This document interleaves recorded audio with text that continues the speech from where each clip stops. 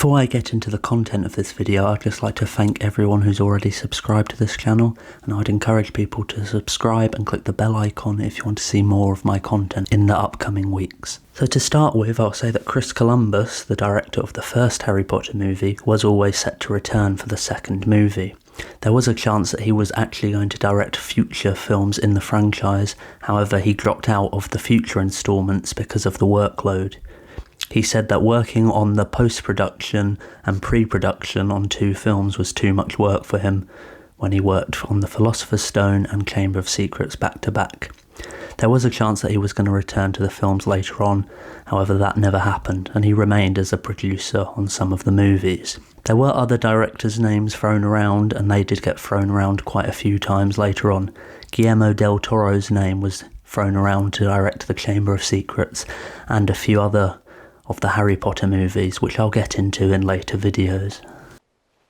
Welcome to your first flying lesson.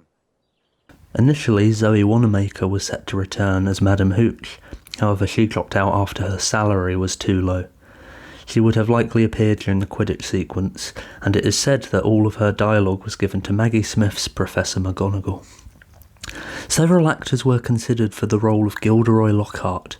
Originally, Warner Brothers wanted Hugh Grant in the role. He actually agreed to it, however due to scheduling conflicts with his movie 2 Weeks' Notice, the actor was forced to drop out.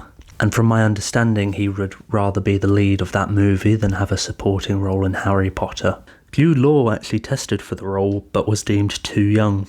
He would later go on to play young Dumbledore in the Fantastic Beasts movies. Jason Isaacs auditioned for the role of Lockhart. Initially, director Chris Columbus thought he was wrong for the role, but asked him to read for Lucius Malfoy. And it's reported that Isaacs was reluctant to do this part, but this turned out to be great casting and one of Isaacs' best roles to date. Isaacs went on to reprise his role as Lucius Malfoy in all future installments of the franchise. Finally, Rupert Everett and Alan Cumming both auditioned. Cumming revealed he was offered the role, but eventually turned it down due to pay. Cumming shares an agent with Rupert Grint, and found out that he would be paid significantly less than the 12-year-old actor. Columbus did initially consider the film to have a lighter tone than we got. It was only during the script process that they realised they needed it to be much darker. Each year the Harry Potter film sort of became darker, as the audience grew up with it. Different lighting and colour schemes were used because of this. Even the clothes of Gilderoy Lockhart were toned down a little.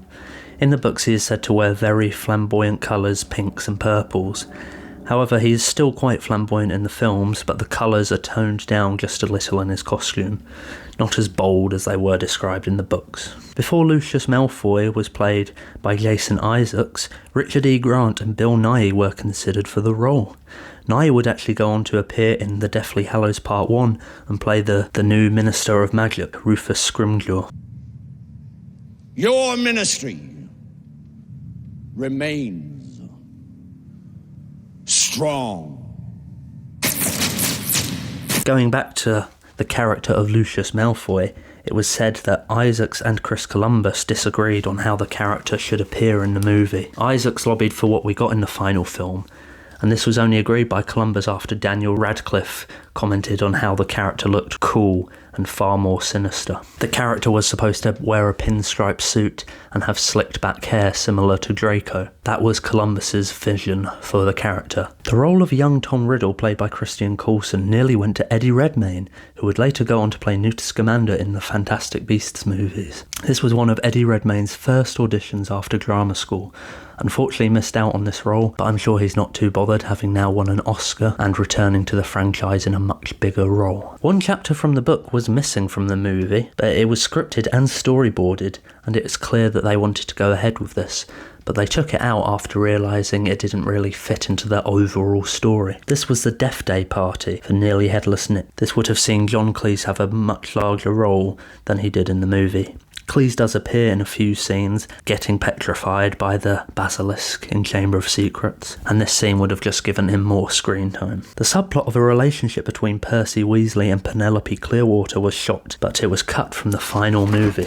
The character Professor Binns, the teacher for History of Magic, was set to appear in the film.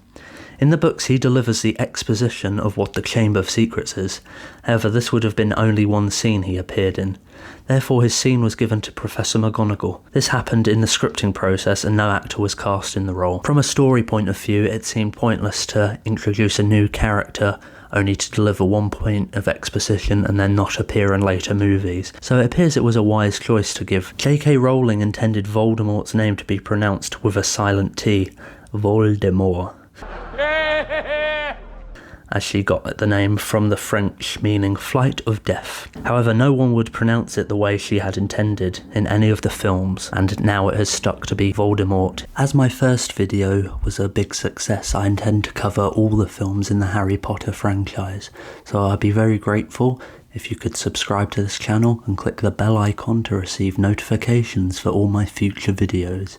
I have plenty to say and talk about in regards to the Harry Potter franchise, and I'd love for you to check those videos out when they're released. So if you haven't already, please drop a comment below and let me know what other franchises you'd like to see me talk about. Please give this video a like, and thanks for tuning in.